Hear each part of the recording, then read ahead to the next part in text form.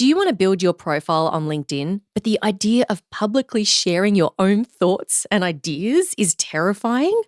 What will people think? How will you be perceived? Today, you'll be inspired to lessen those fears and take that step to bring more of your authentic self to LinkedIn on the Stand Out, Get Noticed podcast.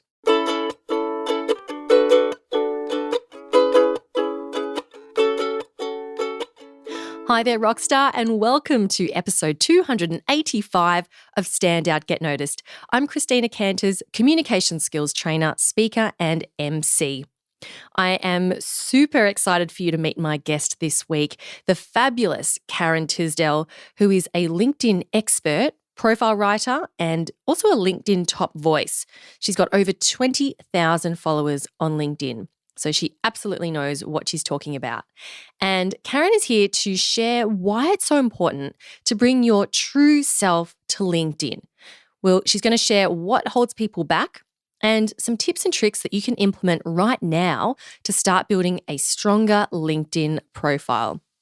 So if you've always wanted to do more on LinkedIn to build your profile and your presence, this episode is a must listen. Show notes are at thecmethod.com/285. So my first question to Karen was, why is it so hard to be yourself on LinkedIn? Enjoy this one with Karen Tisdell.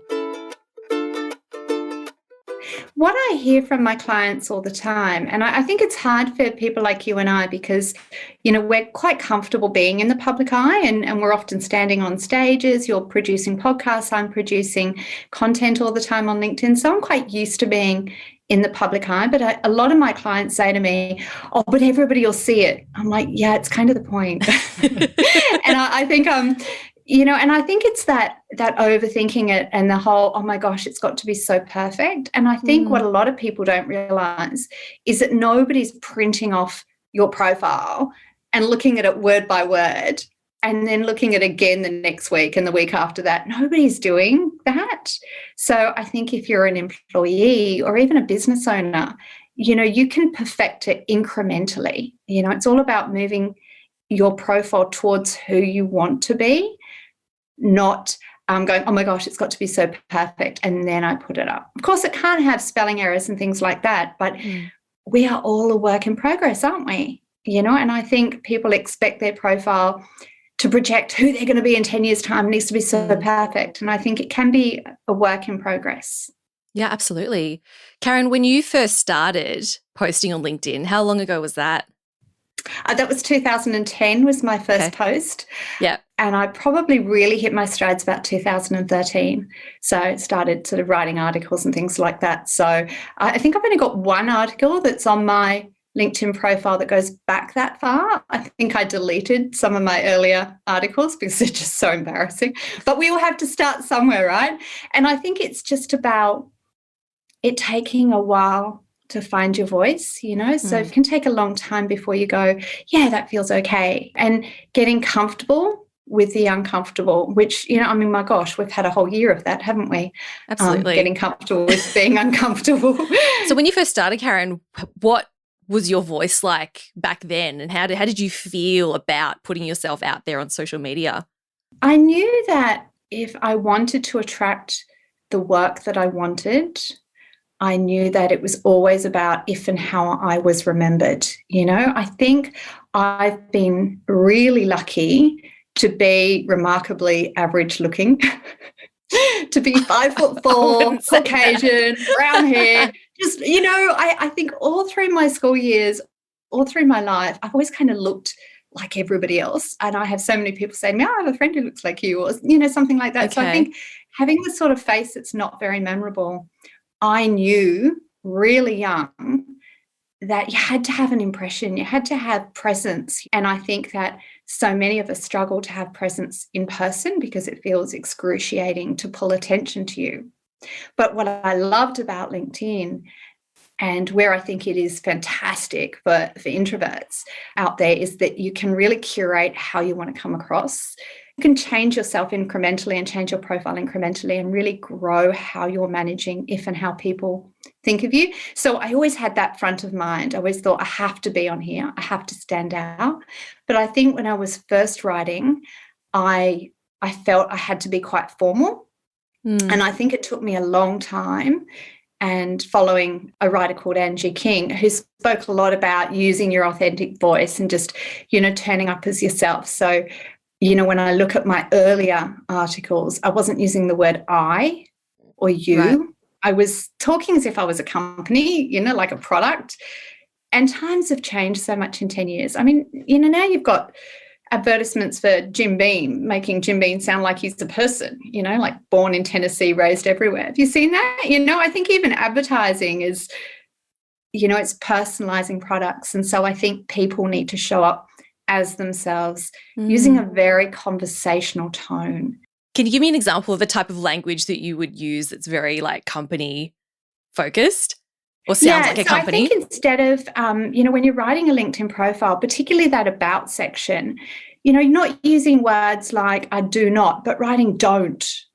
And not writing I have, but throwing in a few I've. This is about sounding like you're having a conversation with somebody, and it's about sounding like you are warm and inviting, somebody that people would want to work with, not talking in the third person like you're so important that you can't talk to people directly. You really need to have that first person perspective and feel approachable. Even if you're not going to accept everybody as a connection, you want to sound welcoming.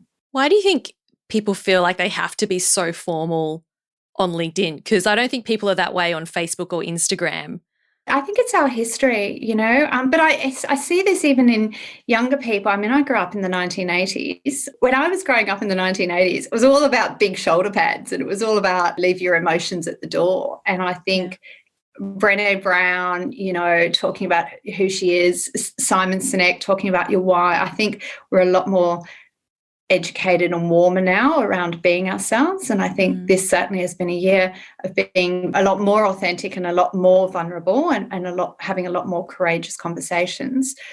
But I think we still have that hang up. And I think even younger people have this whole business is a place where I put on a jacket. And with that jacket comes a whole load of baggage, like not using the word I and not showing your emotions. And I think we need to look at where society is going and realize that, more and more organizations are talking about psychological safety and leadership and, and self-leadership. And so you need to show up as yourself and don't be so afraid of offending people that you don't stand out at all. An article I wrote recently, I use this expression, us being Australians, that, you've got to be more like Vegemite than vanilla. So for people not listening, Vegemites, how would you describe Vegemite? Brown, salty spread. For our North bread. American friends, for our non-Australian friends, it's a concentrated yeast extract that's brown and extraordinarily salty. And I must say, during my pregnancy, I've been eating it every day because I've been craving salt like crazy. And it's great. And it's so salty. But it's it's very like Marmite, strong. is it? I think Marmite is Marmite is trying to be like Vegemite. Isn't Vegemite the original or is Marmite the original? I don't know. I feel like Vegemite's the original. So I think it's about not being afraid of being all that you are. And if people don't like all of that, and it's not that they're going to dislike it, but they might not agree with your opinions, at least they're going to remember them. That's so hard though, Karen. Like that fear, like so many people have that fear of, what if I put this out there and what will people think? What will people think of me? Did you struggle with that when you were getting started or even before starting your own business? Well, I came from a background in sales, in recruitment. And I think also being female, actually, I think you learn from a really young age to be nice, play nice, be likable. My mum would always say to me, "Oh, did you make friends today?" Like that was such a social achievement. And, it's not about making sure that everybody likes me. It's just about making sure that the right people see me. And you're far more likely to be remembered if you do polarize somebody and some people. So just thinking about what you're writing in your profile from the perspective of your audience's shoes. So it sounds like the first step, Karen, is to get really clear on who are the people you're wanting to attract first off. That's the first step. Absolutely. So many people write their LinkedIn profile to try and please themselves. so that they can look good to them. That's actually not what it's about. It's about getting really clear. Yep. Just as if you're going on a stage, or you're going to do a presentation at work, and I'm only saying stages because I know you do so much training with people around how they show up. So just like you would prepare for how you show up for a meeting, well, how would you show up? And that's all about the audience, What do you want people, who do you want to attract and stand in their shoes? So for someone, Karen, who, let's say they're a working professional, maybe they're a manager at a company, and I know a lot of people use LinkedIn as a way to, find move into a new career or, meet with recruiters and that sort of thing. For someone who is quite happy in their career, but they're still very ambitious and they want to keep, growing and accelerating and that sort of thing, how could they potentially approach, posting on LinkedIn, and what sort of audience could they potentially be targeting? So again, I think it's looking at your goals. And so who is it that they want to influence and to what end? Are they looking at getting out of their company or managing how they're perceived with people in their company? Or is it a bit of both? Is there a side hustle that they're growing and they want those people? So they might have multiple audiences. Do they want to impress their staff? Because staff retention is a big thing and they want to let their staff see who they are. So they want to post about things that share something of themselves. Yeah. And so really thinking about what their objectives are. And I think, a really great example, I think, is Coca-Cola Amatil. So years ago, I did some work. It was career transition work, actually, with Coca-Cola Amatil. So I was running a couple of workshops around LinkedIn for job seekers. And then I had select people in the company just approached me out of the blue and just said, I hear you're doing these workshops. I hear you write LinkedIn profiles. Can we have a session? And I was like, yeah, absolutely. It's strictly confidential. This won't go back to CCA. And they're like, oh, no, I'm not looking for a job. It's just that I have peers who are in Asia who are scattered all over the world, and I will never get to meet these people. And they will forget that I've got an MBA. They will forget what I've done previously. So I need to manage how I'm perceived. Right. So think, what is your objective? And then, what are the areas that interest you and interest them? And I think of that as if it's a Venn diagram, those two overlapping circles. What's that sweet spot that interests them and it interests you? Then that's what you talk about. Yeah, absolutely. I love that. And I'm glad that you went deeper into the, managing how others perceive you, because I think a lot of professionals think, well, what's the point of me being on LinkedIn? Because I'm happy in my job.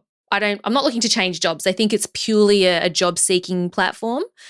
But if you think about it, if you're looking to build your visibility and your influence within your company, everyone in your company is going to be on LinkedIn as well. Everyone is. Yeah. Q2 of 2020, LinkedIn increased by 27%. Wow. LinkedIn activity increased by 27%. So people are yearning for connection and they're on LinkedIn, and they're not on LinkedIn because they're looking for a job. These are not all job seekers by a long shot. It's people who, we're not meeting at office foyers like we used to. Who knows if conferences will ever go back to what they were. We're not meeting over the water cooler like we used to. Working at home is the new normal and will continue to be the new normal, maybe forever for a lot of us. And if it's not going to be working completely at home, I don't think we're ever going to be, out of the door at 8 o'clock and back home at 6 for most people. If you're lucky, it might even be sort of 7 until 7. So I think more people are working from home now. And with that, they're looking to LinkedIn to have those business conversations, to have those relationships. So it's not just even about managing that next opportunity or how you're perceived or promotion, but just to stay in your job, just to stay relevant and show that thought leadership, show that you know what you're talking about, you are an expert. And if you are an engineer, talk about that particular area of engineering. If you're, whatever it is you do, if you're an accountant, talk about your passion for tax, and numbers, show what it is you're really interested in and share ideas. Every time your staff or your clients have a light bulb moment, they're like, wow, that was really amazing. Document that. And that is a post, because if your client's just gone, oh my gosh, I didn't know I could calculate GST that way, then that's a post, because that's going to help people and it highlights your expertise. So it will help to keep you in your job as well as get you promoted and headhunted. Yeah, that's a great point, Karen.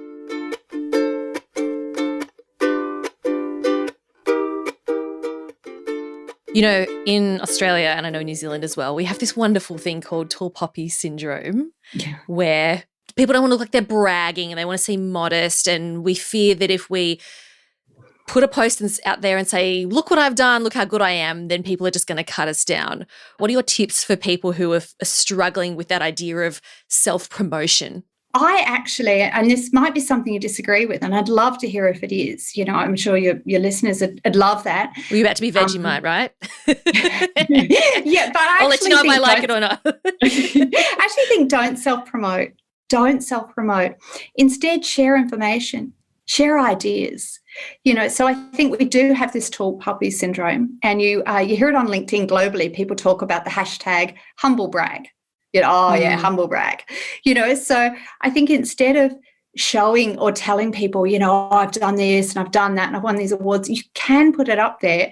But if it is a humble brag, if it is an achievement that you want everybody to know about, then connect it to an emotion. Show, I'm really excited to be presenting for, or I can't believe I just had an article written in this magazine. You know, so if there's something you've done, then unfortunately in our culture here in Australia, where we've got that whole mateship, don't be too big for your boots, don't stand out too much, you've got to show the emotion. But outside of those awards, I think it's really helpful to create posts where you're sharing tips and you're sharing ideas. And that's why you're looking for those light bulb moments in your client's eyes. That's where you're looking for the whole, oh my gosh, I didn't know that. Really? You didn't know that? Okay, need to create a post around that. You know, so I think it's all about giving everything away. And I love this idea. I think Jamie Oliver's restaurants have gone bust, haven't they? I think they have. So maybe it's not a good analogy. All the ones in Melbourne? Yeah, haven't they? I think they might have. Were they the ones where he had did he have people who were homeless running them? Was that him? I think he did, yeah. And he was like mentoring them and having them as apprentices. Yeah. But I think, you know, Jamie Oliver is a famous chef, had these restaurants. I don't think they've done well, so maybe it's not a good story. But I love this idea that you just give away your recipes. You know, give away your recipes because people will pay for the implementation. So give away all your ideas, give away all your knowledge, share all your top tips. I know that you give away a lot of tips with you've got your top Tisdell tips that you put out there around how to use LinkedIn more effectively, and you give away a lot. You put in like screenshots of click this, click that. This is exactly what you need to do, which is just fantastic. And obviously people still come to you to help them with their profiles. Yeah, because I think we live in the information economy. The idea that people have got specialist expertise and they have to keep it all locked and gated away. Like, I think that there is a place for that. I think mastermind groups and membership groups are fantastic for that, because then you go, well, if you want all this, you can get that. But if you just share little bits of it as you're going along, then people go, oh my gosh, that's amazing. And if they had the time, they could sit on YouTube and they could watch every single video you've ever done. They could listen to every single podcast. They could read every post you've ever written on LinkedIn, and they could go, oh my gosh, I've learned all this stuff from Christina. I don't need to pay for her membership group. I don't need to pay for her coaching service because I've devoured all of her content. But they're going to become your biggest fans and they'll talk to other people about you. But then there's those people who go, oh, you know, I love her podcast. I listen to most of them, but occasionally I'll miss one. You know, it's this whole, I don't have time to just eat it all. So can I just pay you and you can just teach me the good stuff? You know, so I think when you give it away, you're leaving those breadcrumbs. Yeah. And you're demonstrating to people that you are capable of helping them, and people get to know you and your approach. I find that the podcast works really well for that. And you know what's also great about the podcast?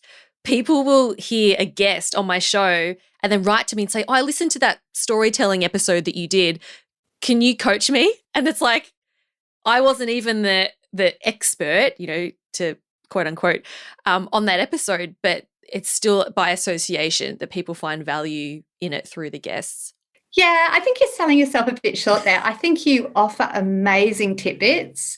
When I listened to that Umani, Yamini. the podcast? Yeah, and you talked about, your comedy, and I was like, oh my gosh, I forgot that Christina did all that comedy stuff. So I was reminded of your awesomeness in that. And I think just the questions you ask as well, because I think great coaching isn't all about having the knowledge, but it's about having the knowledge and knowing what questions to get it out of people. And you're an amazing interviewer. Thanks, Karen. I hope I'm doing an okay job today. I hope we're giving lots of value to people. It's really interesting. Have you seen the video by Derek Sivers called Obvious to You, Amazing to Others? It's really great. I'll send it to you and I'll link it up in the show notes. And because when you were talking before about how, if you have an experience with a client or at work where you taught someone something new and they go, oh, I didn't know that. A lot of the times, because we are the subject matter expert, we go, oh, but doesn't everyone know that? Like isn't it obvious? But to other people, it's like, no, that's amazing. And I think that can really hold people back from sharing it because they think this isn't important. Everyone should know this. Like, for example, Karen, like you might write an article about, you must write a great summary for your LinkedIn profile. And part of you might think, surely everyone knows that. But it's like, no, they don't. And for some people, that's amazing. They go, I never thought of doing that before. Yeah, I did a webinar recently about the importance of having a profile headshot where you showed your eyes. And a whole load of people on the webinar go, oh, eye contact, important. I better get a photo. I was like, are you serious?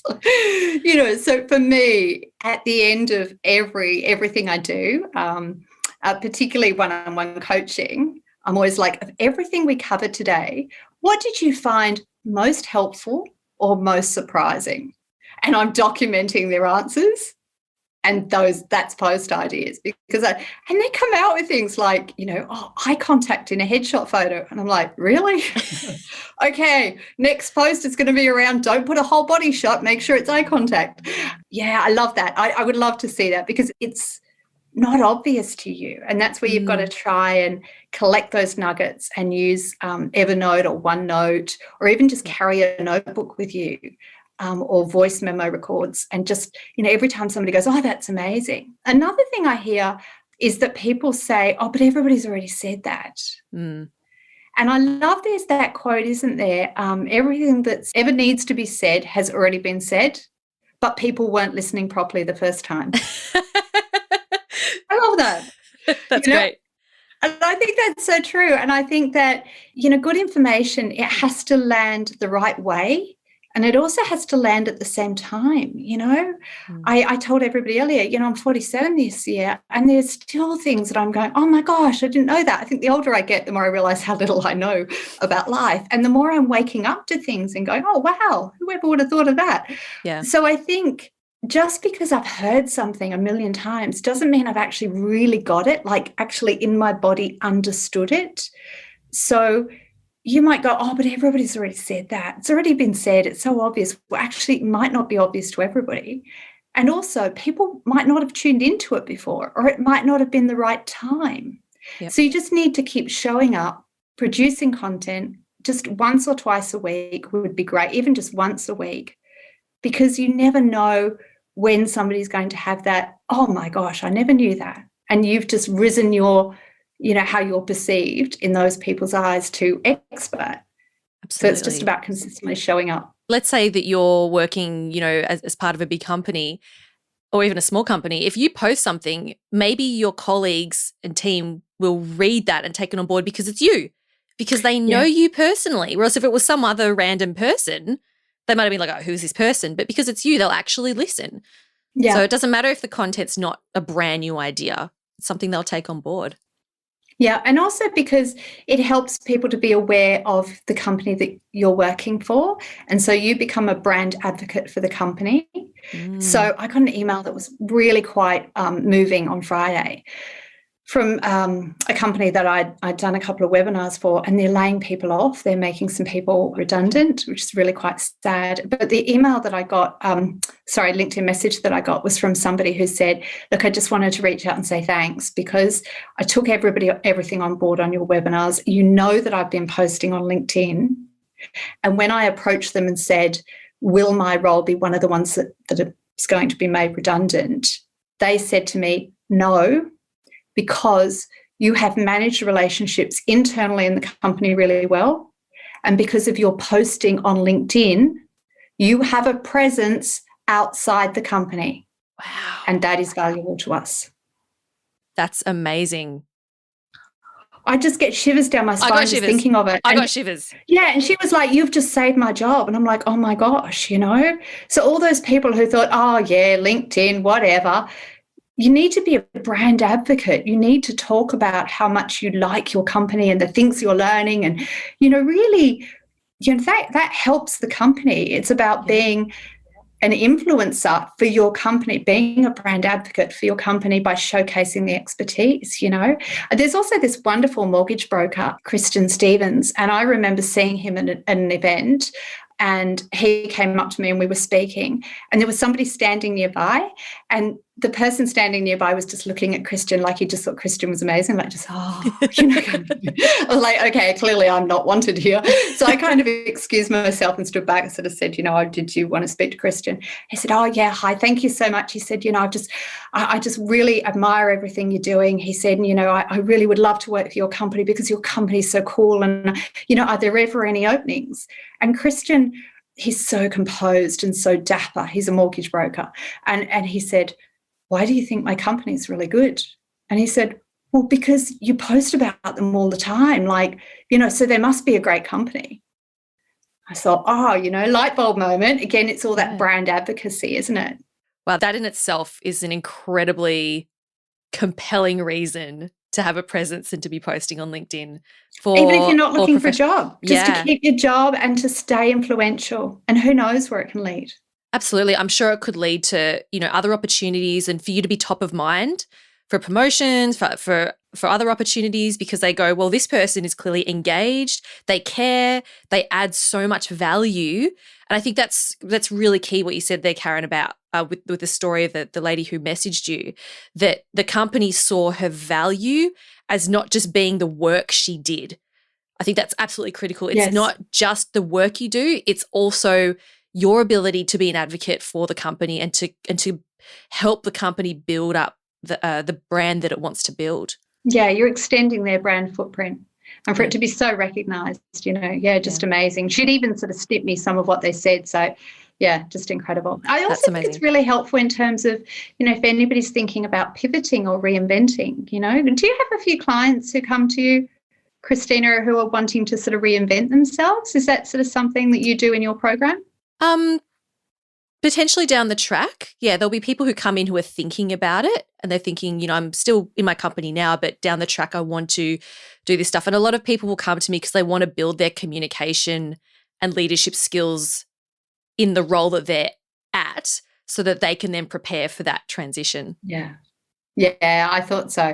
And so I think that, we've seen so many more entrepreneurs, I think, in the last year or last 6 months. Anyway, that's what I thought so. And I just put that out on LinkedIn, actually, and I think it got something like about 20,000, 30,000 likes. So a lot of people also felt the same thing. That just a casual 30,000 likes. I was like, oh my gosh, I was a bit pleased. So a lot of people obviously resonated with a lot of people, that people are starting side hustles. They are starting their entrepreneurial journey. And if they're not, they're thinking about it, because I think, we realise that gig economy, that whole, a job is not a job for life, and you need to really take care of your own career and manage your own career and your own journey. More and more people are realising that and thinking, well, could I have a side hustle? Could I have something like that? And I think on LinkedIn you can grow a really great audience. And in your current role, that helps your current company, that showcases your expertise. And you can potentially use that then to further something that you might do later. So Absolutely. A bit of a sad story. I know a LinkedIn trainer in the UK, and Amazing LinkedIn trainer, and he was constantly, I can't remember his last name for the life of me. First name Stephen, but that's not very helpful. And he was just producing beautiful content around how to use LinkedIn, and his son committed suicide. Oh my God. Yeah. And he wrote about it on LinkedIn. He just poured everything out on LinkedIn. And then he got a phone call from somebody. He tells his story quite a lot, actually. And then he got a phone call from somebody saying, we're just wondering if we can republish your article. And it's like, oh, I don't know, it's really personal. And they're like, yeah. The woman said, yeah, we think it would reach a few people, like quite a few people, really help a few people. We have a really large readership. And she named something like so many billion. He said, I'm sorry, who did you say you were? Ariana Huffington. Oh my God. Oh my God. I know, I'll have to find his name and put it and message it so that you might want to put it on the show notes. Anyway, he got his article featured and she called him personally. Wow. Wow. That's incredible. So he had grown this presence and he's done so much for suicide, so much for suicide prevention. Now I'm getting another shiver down my back, because he's saved lives.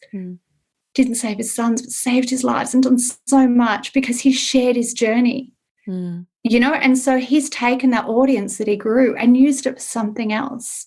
Now, that is a bit of a sad story, but, you build an audience, who knows where it can take you and what you can do with that. Yeah, absolutely. Well, Karen, thank you for sharing that. I'd definitely love to, love if you could share his full name when you remember. So, Karen, I'm conscious of time. I know we have a couple minutes left. Can you share, for someone getting started with this, so right now someone's feeling really inspired. They're like, right, Karen and Christina, you convinced me. I'm going to start posting on LinkedIn. I'm going to be more active. What would be your top Tisdell tip for someone getting started? Oh, we've already covered, be clear on who it is you want to impress. Who is it you want to attract? You've got to be excited about what you're talking about. So it has to be in that Venn diagram of what they're interested in and what you're interested in. And I think you also need to realise that although you feel like the world's looking at you and although we're all quite self-conscious, I think it was a real gift for me being so immemorable that I've had to grow my presence and I've had to make myself remembered because I've realised that actually people don't remember me when I turn up at a party, or they certainly didn't. I've had to grow that presence. And similarly, people don't actually look at everything they're reading on LinkedIn and go, oh, Karen wrote that. You've actually got to turn up repeatedly before people remember you. The first couple of posts of mine, Christina, you probably don't even remember what they are, right? No way. I don't remember what your first couple were. I remember loving your content, but I don't remember what it all was about. Because if you think about how quickly people are because people are on their phone scrolling through at warp speed. Absolutely. They're not going to stop and read every single thing. Absolutely. So I think we need to go, don't sort of think that people are really getting so judgy that, they're going to look at something you wrote and they're going to unfollow you and judge you for it. And you've actually got to show up repeatedly in order for them to go, oh, that person's posting on LinkedIn. We lead really busy lives. Yeah. We're more connected than our parents or our grandparents were, with so many more interconnections. So, you need to keep showing up to be remembered. You're not going to put one post out there and people are all going to judge you for it. They're probably not going to notice. Absolutely. Oh, look, I'll get podcast listeners writing to me and saying, oh, your podcast helped me so much. I really loved the tip about this. And I'll say, oh, which episode did you find the most helpful? And they'll go, oh, I don't know. I can't remember. It was just from one of your episodes. I don't know. So it's like people don't remember which is which. They just remember that it was. They just remember that something came from my podcast that helped them in some way. Absolutely. You can follow somebody for years on LinkedIn and then suddenly forget his last name. Karen, tell us a bit more about who the people are that you work with and the main services that you offer. I'm essentially a LinkedIn profile writer. So I write LinkedIn profiles, so in a done-for-you type fashion. I do love really collaborative, so I tend to only work with people who are in my time zone. which is another reason why I also share so much content, because, that's not going to fit with everybody. So if everybody looks me up on LinkedIn, Karen Tisdell, with the weird spelling, right? T-I. Thank you so much for pronouncing my name correctly, by the way. Do people say Tisdale? It's not Tisdale, it's Tisdell. You did very well, and you never even checked with me. Thank you. So if you look me up on LinkedIn, you can follow me there, and I'm always producing content. So I do LinkedIn webinars and things like that, but profile writing is my key thing. Love it. Well, I hope people do reach out to you, Karen, to get that head start, because as we all know, having that strong profile is a really great first step to standing out on LinkedIn. Especially in a digital world. Yes. Thanks, Karen, for joining me. Thanks so much. Really appreciate it.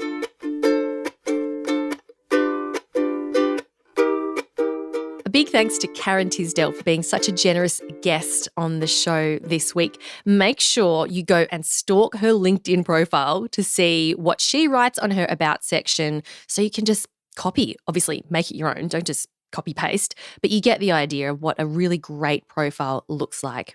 You can find links to the resources that we spoke about, as well as a summary of this episode, in the show notes at thecmethod.com/285. Thanks for spending some time with me today. Keep on being awesome, and I'll talk to you next week. I'm Christina Canters, and this has been Stand Out, Get Noticed.